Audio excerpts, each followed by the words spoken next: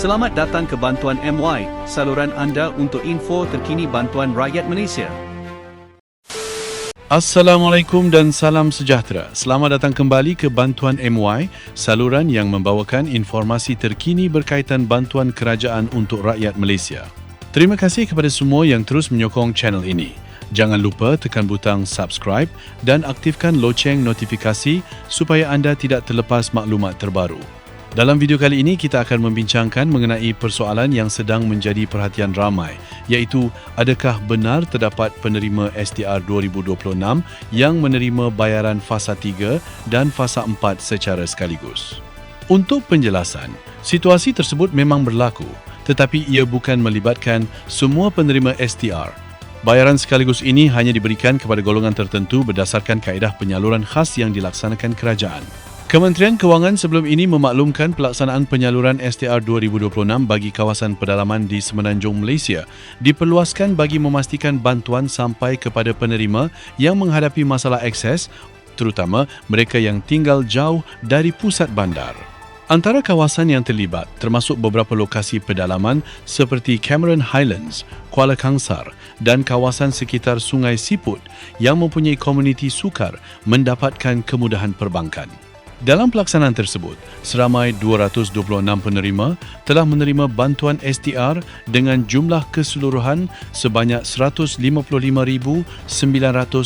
Penyaluran khas ini merupakan usaha kerajaan untuk memastikan penerima yang layak tidak tercicir, terutama mereka yang tinggal di kawasan jauh dan berdepan cabaran untuk mendapatkan perkhidmatan kewangan. Bagi melancarkan proses pembayaran, kerjasama turut melibatkan Bank Simpanan Nasional atau BSN yang menguruskan pembayaran kepada penerima di lokasi yang ditetapkan.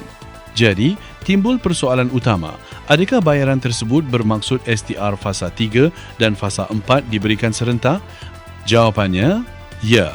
Terdapat penerima tertentu yang menerima pembayaran beberapa fasa bantuan dalam satu masa.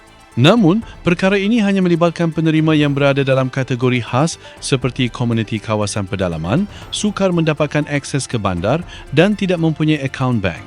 Sekiranya terdapat bayaran daripada fasa terdahulu yang masih belum diterima, jumlah tersebut boleh disalurkan bersama ketika proses pembayaran khas dilakukan. Langkah ini bertujuan memudahkan penerima di kawasan sukar dicapai supaya mereka tidak perlu melakukan perjalanan jauh semata-mata untuk mendapatkan bantuan kerajaan. Walau bagaimanapun, bagi penerima STR yang tidak berada dalam kategori kawasan pedalaman, mereka perlu menunggu pengumuman rasmi berkaitan jadual pembayaran, status kelayakan dan jumlah bantuan masing-masing. Orang ramai juga perlu memahami bahawa kawasan pedalaman yang dimaksudkan bukan sekadar kampung biasa, tetapi kawasan yang mempunyai cabaran dari segi jarak, pengangkutan dan kemudahan perbankan. Jadi, jika terdapat penerima tertentu yang melihat bayaran fasa 3 dan fasa 4 dipaparkan bersama dalam semakan STR, ia bukan kesilapan sistem. Ia berkaitan dengan kaedah pembayaran khas untuk kumpulan penerima tertentu. Kesimpulannya, memang benar terdapat penerima yang menerima STR fasa 3 dan fasa 4 secara sekaligus, tetapi ia bukan untuk semua orang. Hanya golongan yang memenuhi keadaan tertentu, terutama penerima di kawasan pedalaman, akan menerima kaedah pembayaran tersebut. Semoga penjelasan ini membantu menjawab persoalan mengenai isu pembayaran STR secara sekaligus. Terima kasih kerana menonton.